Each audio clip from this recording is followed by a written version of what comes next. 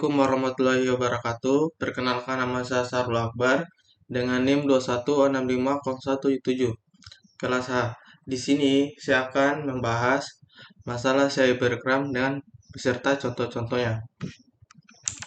Penjelasan cybercrime. Cybercrime atau sering disebut dengan cybercrime merujuk pada tindakan kriminal yang dilakukan secara daring atau online atau jenis yang melibatkan penggunaan teknologi informasi dan komunikasi. Jenis-jenis kejahatan cybercrime yang sangat bervariasi dan terus berkembang seiring dengan perkembangan teknologi. Di sini kita akan memulai pada contoh kasus pertama, yaitu pencurian identitas dan contoh kasusnya. Pencurian identitas adalah tindakan ilegal di mana seseorang menggunakan informasi atau pribadi orang lain seperti nama, tanggal lahir, nomor jaminan sosial, nomor rekening bank, atau informasi identifikasi lainnya tanpa izin, tujuan maupun keuntungan finansial atau tindakan kriminal lainnya. Pencurian identitas dapat memiliki konsekuensi serius bagi korban, termasuk kerugian finansial, reputasi yang rusak, dan masalah hukum. Contoh kasus pertama yaitu wanita 24 tahun dipenjara 66 bulan atas pencurian identitas senilai 5,15 miliar. Sumbernya yaitu liputan6.com, Jakarta. Polisi Federal Australia mengumumkan seorang wanita berusia 24 tahun asal Melbourne yang ditangkap pada 2019 karena perannya dalam kejahatan pencurian identitas berskala besar, dijatuhi hukuman 66 bulan 5 tahun penjara. Mengutip pada halaman Bleeping Komputer Senin 18 bulan 12 2022. Contoh kasus kedua yaitu jutaan akun Tokopedia bocor, hati-hati phishing dan brute force. Jutaan akun penggunaan commerce Tokopedia telah bocor, bahkan pemilik akun Twitter menyebut Veritas telah menjual database Tokopedia sejumlah 50 juta akun seharga $50 atau seharga 74 juta di dan giliran jasa marga diduga dikena retas. Giliran jasa marga dikena retas sebesar 252 GB. Hometalk, giliran jasa marga diduga kena retas 252 GB data tangguh Yuda Rabu 24 Agustus 2022. Kebocoran data diduga menimpa jasa marga dengan total 552 GB.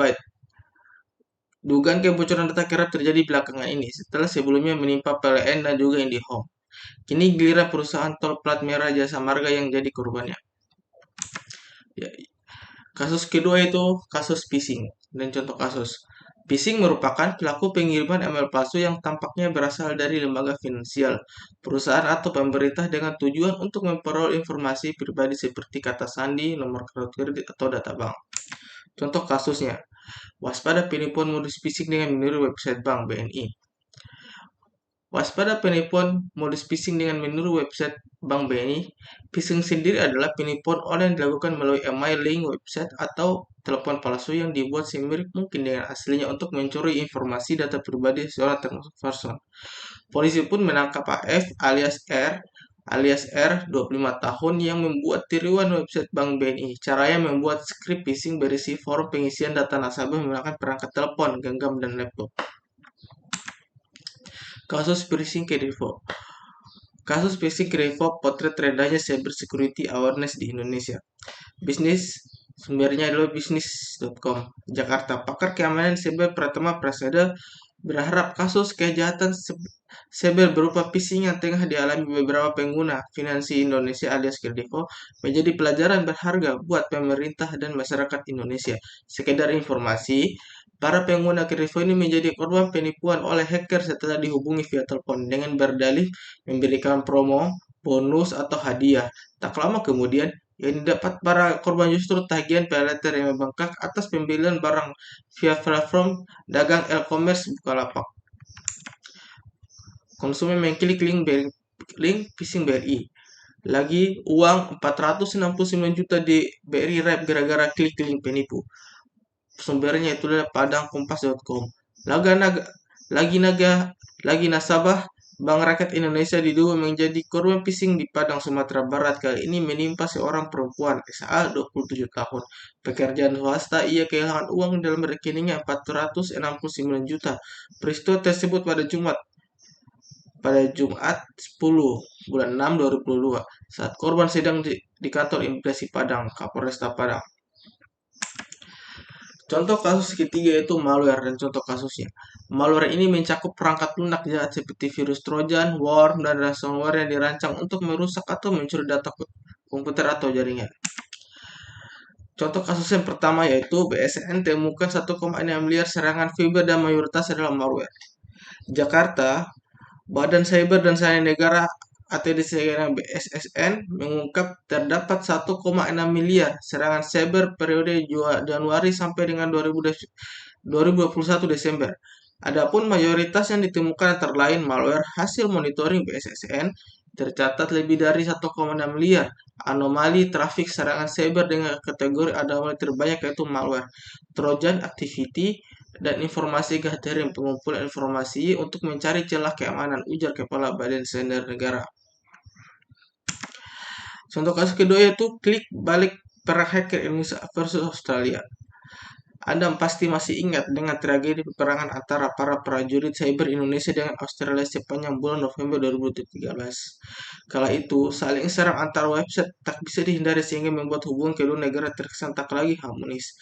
Perang cyber itu diduga ditimbul karena isu penyedapan yang dilakukan pada intelijen Australia terhadap Presiden Susilo Bambang Yudhoyono dan sejumlah menteri pada tahun 2009. Informasi terungkap dari dokumen yang dibocorkan oleh mantan pegawai National Security Agency NASA, Edward Snowden. Hacker anonim meretas situs Telkomsel. Pada tahun 2017, situs web resmi salah satu operator internet terkemuka di Indonesia atau yang bisa dikenal dengan nama Telkomsel diretas oleh hacker dan tidak dapat diakses oleh tamu pada kerja pagi. Berita peretasan situs web resmi operator seluler terbesar di tanah air ini suka beredar cepat dengan media sosial. Perkembangan ini cukup dalam satu gaya kejahatan dunia maya, khususnya device atau phishing. Phishing sendiri merupakan salah satu kejahatan yang bisa ditemui dalam sistem keamanan website. Phishing ini termasuk perbuatan yang dilarang karena merugikan salah satu pihak. Biasanya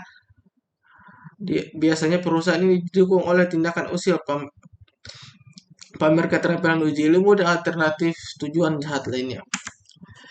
Contoh kasus keempat yaitu pelanggaran hak cipta dan contoh kasus. Pelanggaran hak cipta ini mencakup tindakan seperti pembajakan, perangkat lunak, film atau musik yang dilindungi hak cipta. Terbukti, contoh kasus pertama itu terbukti melanggar agenda halilintar denda 3 miliar. Sumbernya itu jakartakompas.com. Mahkamah Agung memang mengabulkan peninjauan kembali atau PK yang dilakukan oleh PT Naga Suara Publis Rindo. Majelis Hukum menilai para tergugat telah melakukan modifikasi lagu Cantik tanpa izin para penggugat yang kemudian dikomodisikan ke akun YouTube Gen Halilintar. Menurut majelis hakim, perbuatan tersebut merupakan suatu pelanggaran hak moral dan dari penggugat. Artikel dari Toscom dengan judul terbukti melanggar Cantik Gen Halilintar didenda 300 miliar. Kronologi gugatan terhadap Grand Indonesia hingga dihukum bayar denda 1 miliar. Gugatan pelanggaran hak cipta awalnya dilakukan oleh ahli waris Heng Hantong pada 30 Juni 2020. Gugatan ini terdaftar pada nomor perkara 35 PDT sus garis tengah Haki garing hak cipta 2020 PN Jakarta Pusat. Hendrik atau dikenal dengan nama Hendrik adalah seniman dan gubernur DKI Jakarta periode 1964 sampai 1965. Henganto membuat sketsa Tugu sepasang pria dan wanita yang sedang melambaikan tangan pada 1919. Sketsa itu direalisasikan dalam bentuk patung di bundaran Hotel Indonesia atau HI dan diberi nama Tugu Selamat Datang. Sedangkan Mall Grand Indonesia baru didirikan dan dibuka pada tahun 2007. Grand Indonesia kemudian menggunakan sketsa Tugu Selamat Datang di logo artikelnya. Hengantung gubernur di Tionghoa pertama yang kemudian menderita karena dicap PKI. Tulisan di bawah ini adalah bagian dari liputan teladan mantan gubernur DKI Jakarta. Simak contohnya mantan gubernur lainnya dalam tautan berikut ini. Jakarta Kompas, siapa gubernur DKI Jakarta dengan masa kepemimpinan tersingkat? Sejarah mencatat ada 3 yang masih itu ya. 1. Jahja, 2. Hengantung, 3. Soeharsomo Soeharjato, dan Contoh kasus kelima yaitu penipuan online dan contoh kasus. Penipuan online Contohnya termasuk penjualan produk palsu, penawaran investasi palsu, atau penipuan cinta yang bertujuan untuk mengoceh orang di mana meminta uang atau informasi pribadi. Contoh kasusnya yaitu cerita korban penipuan di Lazada uang jutaan melayang. Kasus penipuan saat berbelanja online terjadi kali yang dialami pengguna Lazada. Uang jutaan rupiah pun melayang. Kejadian tersebut dialami pasangan suami istri Stefan dan Andrea. Lantaran baru menempati rumah baru, mereka ingin mengisi dengan perangkat rumah tangga. Kasus penipuan online. Seseorang warga Bandung ditangkap di Solo. Kepolisian Polsek Laweyan Solo, Jawa Tengah mengamankan seorang pelaku penipuan dengan modus jual beli online lintas provinsi. Pelaku diketahui bernama Doni Haryawan, warga Cangkuang, Bandung, Jawa Barat, ditangkap di Stasiun Tawang, Semarang, Minggu 21 bulan tanggal 20 bulan 1 2019. Kapolsek Laweyan Kompol Aris Suryawan mengatakan, penangkapan tersebut pelaku penipuan online tersebut membutuhkan waktu selama 3 hari. Bermula ada laporan warga Laweyan atas nama Alitra Prabandari 28 tahun yang menjual ponsel miliknya iPhone 6s kepada pelaku pemilik situs online. Pelaku menemui korban ke rumahnya untuk mengecek ponsel yang ditawari tersebut. Setelah cocok dengan harga yang disepakati, yakni sebesar 4,1 juta, korban memberikan nomor rekening kepada korban. Penipuan online jaring internasional berkedok kerja paruh waktu terbongkar. Kerugian korban mencapai ratusan juta rupiah. Jakarta, Kompas.com, penipuan online berkedok kerja paruh waktu jaringan internasional terungkap. 3 orang pelaku yang ditangkap Kepolisian Reserse Polres Jakarta Timur. Kejahatan berlaku DPS 26 tahun, DPP 27 tahun, dan OWW 35 tahun terungkap berkat laporan korban berinisial AH 35 tahun yang berdomisili di Pulau Gadung, Jakarta Timur. Penyidikan sudah naik ke proses dan mereka ditetapkan sebagai tersangka, ujar Kabid Humas Kepolisian Daerah Polda Metro Jaya. Contoh kasus ke-6 yaitu serangan DOS atau Denial of Service dan DDoS, Distributed Denial of Service, dan contoh kasusnya. Serangan DOS atau Denial of Service dan serangan DDoS, Distributed Denial of Service, adalah jenis serangan cyber berupa banyaknya permintaan yang ditujukan pada suatu sistem sehingga mengakibatkan sistem overload dan tidak dapat diakses. Serangan DDoS memperlambat akses webhook. Serangan Denial of Service DDoS diterangi memperlambat koneksi jaringan operator di jaringan sosial dan pencarian data di internet. Sharing tingginya jumlah pengguna jasa layanan seperti Facebook. Kecepatan akses data yang tidak sesuai harapan kemungkinan karena serangan denial of service atau DOS dari penyusup atau virus sehingga berakibat kinerja layanan drop, kata Kepala Laboratorium Komputasi Berbasis Jaringan Jurusan Teknik Informatika FTIF Institut Indonesia 10 November ITS. Kabarreskrim Polri ungkap penyebab situs pemerintah rentan diretas. Kabarreskrim Kompol Agus Andrianto mengaku telah menemukan sejumlah celah keamanan website milik pemerintah pusat dan daerah sehingga rentan diretas pihak yang tidak bertanggung jawab. Menurut Agus, penyebab adanya celah keamanan itu disebabkan operator situs tersebut lengah dan melakukan login di tempat umum dan jaringan internet tidak aman. Kelengahan itu terjadi karena login di tempat publik yang jaringan tidak aman, kata Agus di dalam keterangan resmi di Jakarta. Tertangkapnya Chef Olaf Campus hacker pelaku serangan DDoS terbesar dalam sejarah, yaitu serangannya 330 GB data per detik. Seorang pria kebangsaan Belanda ditangkap di Spanyol karena dicurigai sebagai pelaku serangan dunia maya terbesar dalam sejarah internet yang dioperasikan dari bunker dekat Barcelona dari mobil van yang dilengkapi dengan scanner high-tech.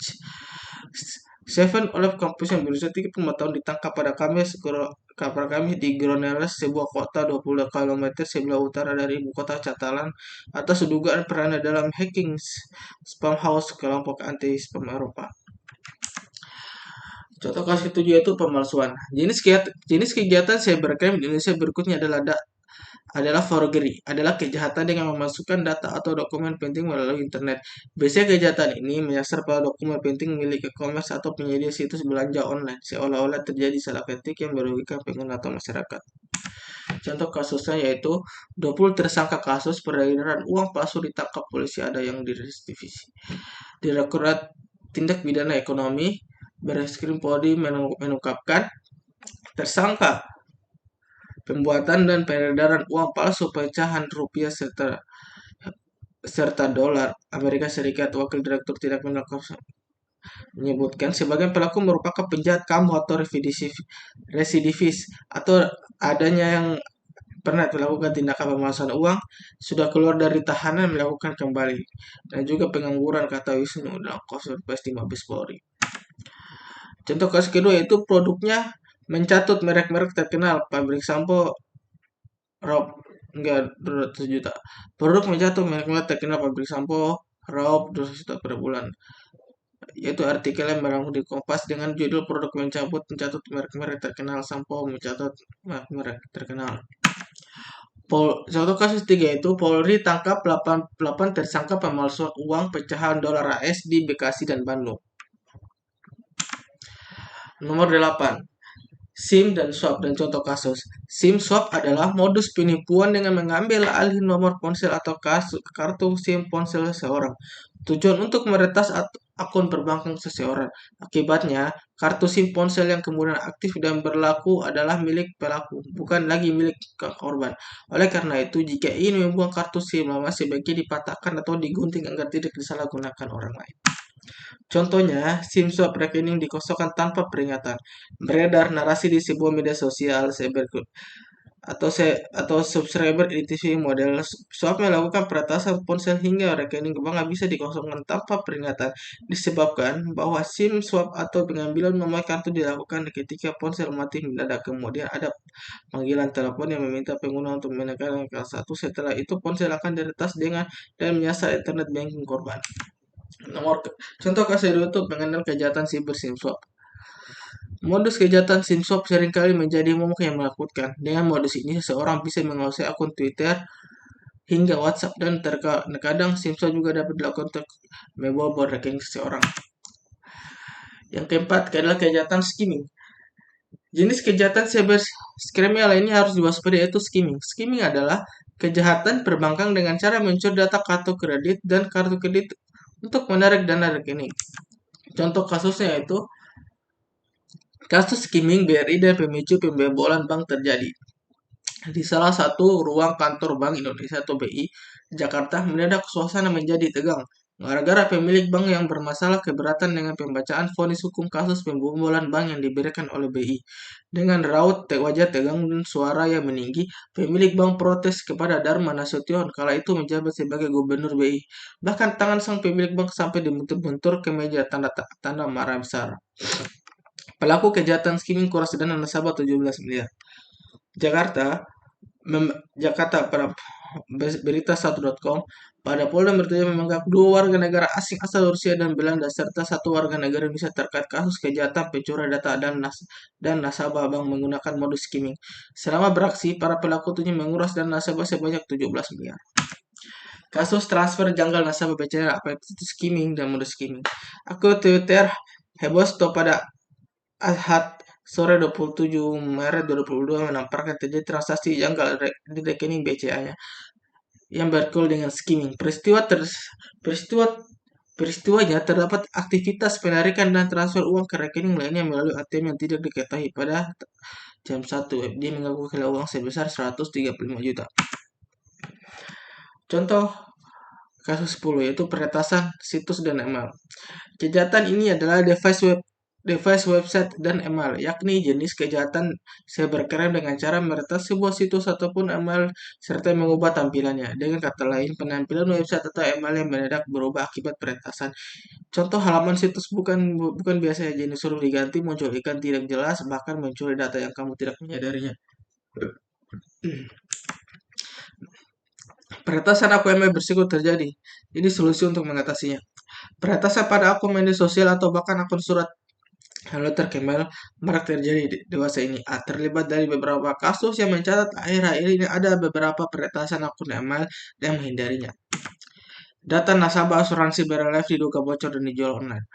Data nasabah perusahaan asuransi BRI diduga bocor dan dijual di dunia maya. Kabar kebocoran data ini diungkap pertama kali oleh akun Twitter Under the Bridge pada Selasa 27 bulan 7 2021. Ia mengatakan data nasabah yang bocor bersifat menurut akun tersebut akan ada 2 juta nasabah yang terdampak karena sekitar 463.000 dokumen yang berhasil diambil di peretas. Kasus e-hack Kemenkes.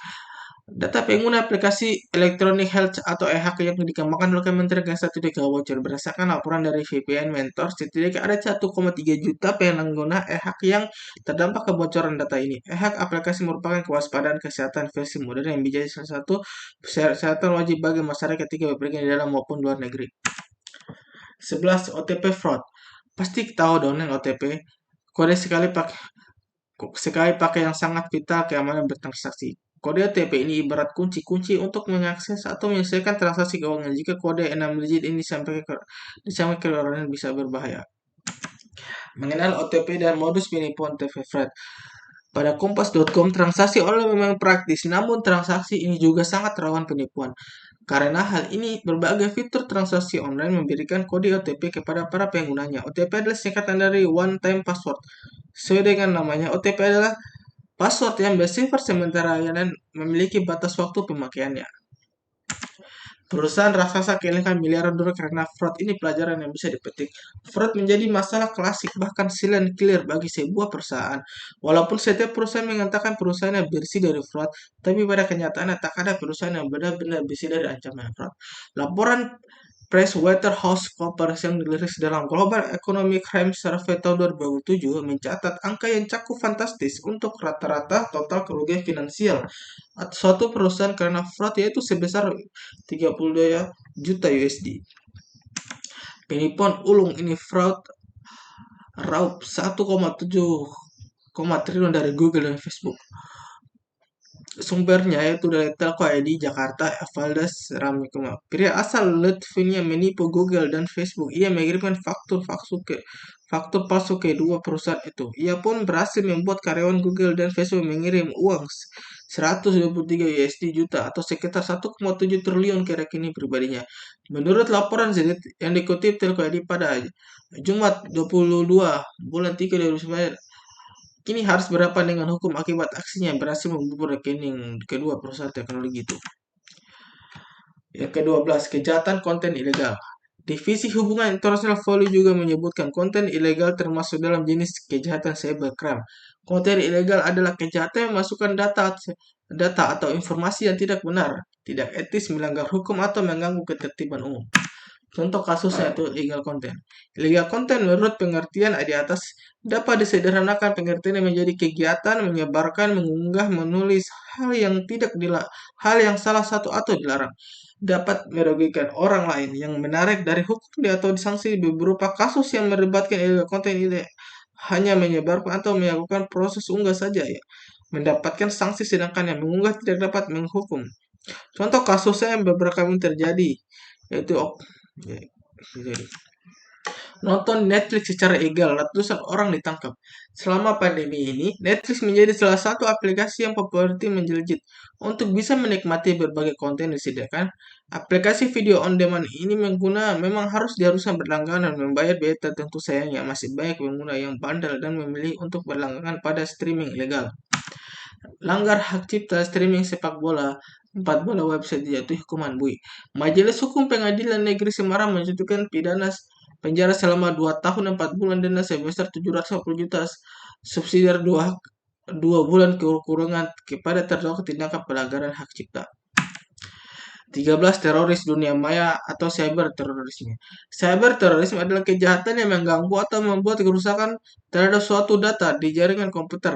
Pelaku menawarkan diri kepada korban untuk memperbaiki data tersebut yang sudah disabotase dengan bayaran tertentu. Contoh kasusnya itu Rumah Sakit Indonesia yang menjadi korban terorisme cyber. Serangan ransomware WannaCry menyebar luas di seluruh dunia, termasuk Indonesia. Program jahat itu bahkan tega-teganya menyandra sistem informasi dari rumah sakit hingga menyulitkan pelayanan medis untuk pasien. 2. Ledakan pertama terjadi di Padi Pub dan Sri Club. Beberapa waktu lalu di tahun 2004, kepolisian berhasil menangkap pelaku membuat situs yang diterangi merupakan situs diduga oleh perangkat jaringan terorisme Indonesia untuk melakukan bom. Jaringan internet di Pusat Tabulasi Nasional Komisi Pemilihan Umum sempat down.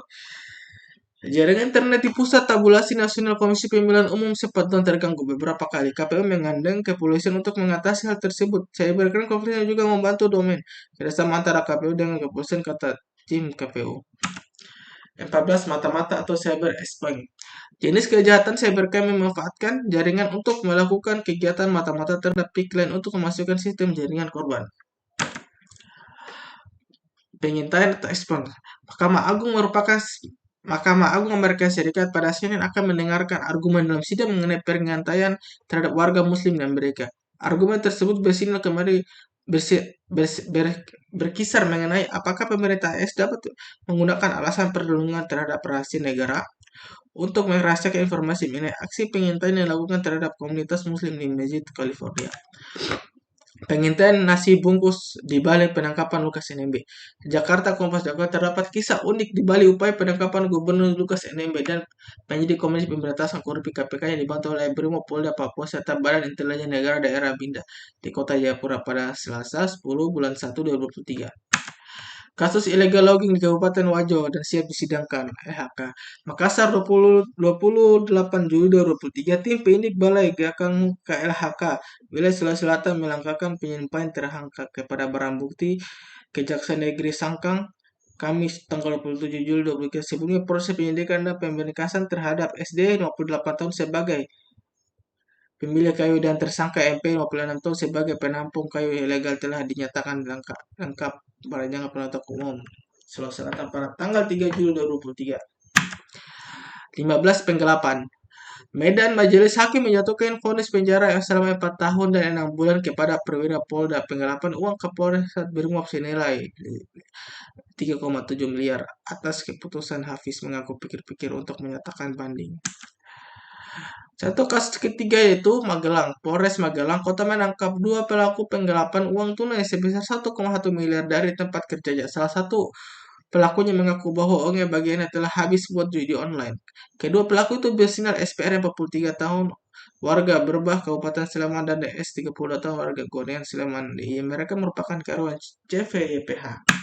Contoh kasus ketiga yaitu pelapor oknum karyawan perusahaan leasing di Palopo, Sulawesi Selatan. Hadi diduga menggelapkan motor nasabah polisi saat menyelidikkan kasus. Iya betul, ada laporan ujar Kasar Reskrim Reskrim Polres Palopo. 16. Penggelapan privasi. Jakarta, baru ini Pengadilan Korea Selatan menetapkan seorang wanita berusia 30 tahun bersalah karena melanggar privasi pacarnya. Ia didakwa karena meretas ponsel kekasihnya tanpa persetujuan atau mencuri video dari informasi kontak milik si pacar. Contoh kasus kedua yaitu Facebook akan didenda 5 miliar karena pelanggaran privasi Cambridge Analytica. Komisi Perdagangan Federal dilaporkan telah memilih untuk menyetujui denda kepada Facebook sebesar 5 miliar untuk menyelesaikan penyelidikan terhadap pelanggaran privasi perusahaan yang diluncurkan setelah pengungkapan di Cambridge Analytica. Contoh kasus ketiga itu TikTok didenda 5,6 triliun untuk kasus pelanggaran privasi anak.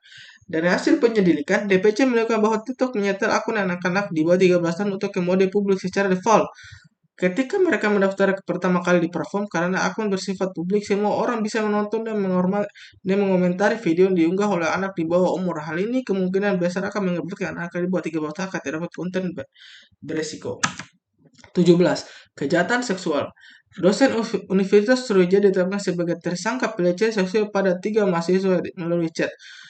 Ia ditetapkan sebagai tersangka setelah dipilih sebagai saksi pada Jumat bulan 10 bulan 12 2021. Sehari sebelum ditetapkan sebagai tersangka, ia didatangi istri dan kuasa hukumnya. Gandhi Aris pun membantah semua tuduhan yang ditujukan kepada selama ini.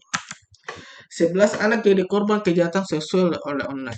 Kasus kejahatan seksual daring terhadap anak dengan modus operandi menggunakan perantara game online. Peperangan Free Fire Direktorat Tindak Pidana Cyber Barreskrim Polri mengungkap kejahatan seksual daring tersebut ada dengan modus operandi menggunakan perantara game online peperangan Free Fire. Contoh kasus 3 itu ancaman kekerasan digital aplikasi kencan dari kiriman foto vulgar hingga ancaman dengan foto-foto yang diambil diam-diam. Perempuan 26 tahun ini hendak mencari relasi dengan komitmen dengan Tinder dianggap cocok dengan tujuannya. Awalnya bunga kencan dengan seorang pria yang berlanjut dengan hubungan satu malam. Pria itu memang mengaku punya pacar tapi open relationship. Katanya bunga pacarnya setelah aku baru tahu dia ternyata punya pacar dan mereka tidak open relationship. Ungkap perempuan 26 tahun itu. 18. Pemerasan online. Kasus pemerasan bermotif penyebaran foto bugil korban terbongkar. Kepolisian Resor Kota Besar Bandung mengungkap jaringan pelaku pemerasan yang mengakibatkan narapidana penghuni lembaga pemasyarakatan Jelengkong, Kabupaten Bandung bermotif foto dan video bukir korban. Awalnya laporan masyarakat dia diperas senjata pemerasan adalah mengikuti foto dan video korban saat tidak memakai busana. Penipu online keras rekening warga RI, Menkominfo pesan ini. Kejahatan di dunia digital masih marak menjadi menteri. Menteri Kominfo Budi Ari melaksanakan pentingnya literasi dan kesadaran bagi masyarakat soal keamanan digital. Dia juga memberikan contoh modus kejahatan seperti penggunaan nomor asing dan tawaran dilakukan untuk menjadi kenyataan. Contoh kasus ketiga itu dilakukan pemerasan di sekolah, oknum wartawan di Malang ditangkap polisi. Polres Malang menangkap diduga pelaku pemerasan di salah satu sekolah wilayah Kecamatan Gondelangi, Kabupaten Malang, Jawa Timur. Terduga pelaku berinisial ia ditangkap saat mengambil uang hasil pemerasan. 19. Kejahatan sumber daya komputer. Jakarta, CNN Indonesia, situs Dewan Perwakilan Rakyat, yakni DPR Gori, sempat mengalami kelumpuhan sehingga tidak bisa diakses. Kondisi itu diakibatkan diretas oleh pihak yang tidak bertanggung jawab atau pengasahan hak cipta oleh kerja DPR. Contoh kasus kedua yaitu anggota Komisi 1 DPR ini menilai adanya peretasan sistem komputer pencuri data yang diduga milik anggota Polri oleh peretas yang berasal dari Brasil menjadi didasarkan atau kesekian kalinya tentang perlunya penyelesaian pembahasan RUU Perlindungan Data Pribadi, RUU Keamanan dan Ketahanan Cyber. Contoh kasus ketiga itu Badan Reserse Kriminal Barreskrim Polri tengah menyidik diduga peretasan terhadap akun YouTube milik Badan Nasional Penanggulangan Bencana atau BNPB beberapa waktu lalu. Kadif Humas Polri Irjen Pol Prasetyo mengungkapkan bahwa pengejaran terhadap pelaku tengah dilakukan dengan pelacakan identitas hacker tersebut. Contoh kasus 20, penyebaran informasi palsu. Hoax virus COVID-19. Sosok Elo terkena karena telah menyebarkan informasi palsu mengenai COVID-19 lewat akun media sosial pribadinya. Ia mengatakan bahwa virus yang menyebabkan pandemi hebat di seluruh dunia ini tidak nyata. Menurutnya, korban yang selama ini meninggal dinyatakan sebagai interaksi antara obat dan pemberian banyak obat dalam satu. Yaitu kasus ketiga yaitu kasus Yana Supriyatna. Yana Supriyatna 40 tahun merupakan warga desa Sukajaya, Kecamatan Sumedang, Kabupaten Sumedang, Jawa Barat. Diketahui menghilang di kawasan Cadas, Tangerang Selatan. Yana baru ditemukan pada hari Kamis. Anehnya ahli-ahli di lokasi Cadas Yana justru malah berada di Kabupaten Majalengka. Yang ketiga yaitu kasus Audrey. Audrey yang diceritakan mengalami penganiayaan sadis cukup menyita simpati dari masyarakat kala itu. Oleh karena itu, pelaku wajah korban disiram dengan air, rambutnya ditarik dan di belakang terjatuh ke aspal, kata Satreskrim Polres Peta Kompas Plus Hasnia Ramli di Mapolresta Kalimantan Barat. Sekian dari saya penjelasan mengenai cybercrime. Lebih dan kurangnya mohon dimaafkan. Billahi wa taufiq wal hidayah. Wassalamualaikum warahmatullahi wabarakatuh.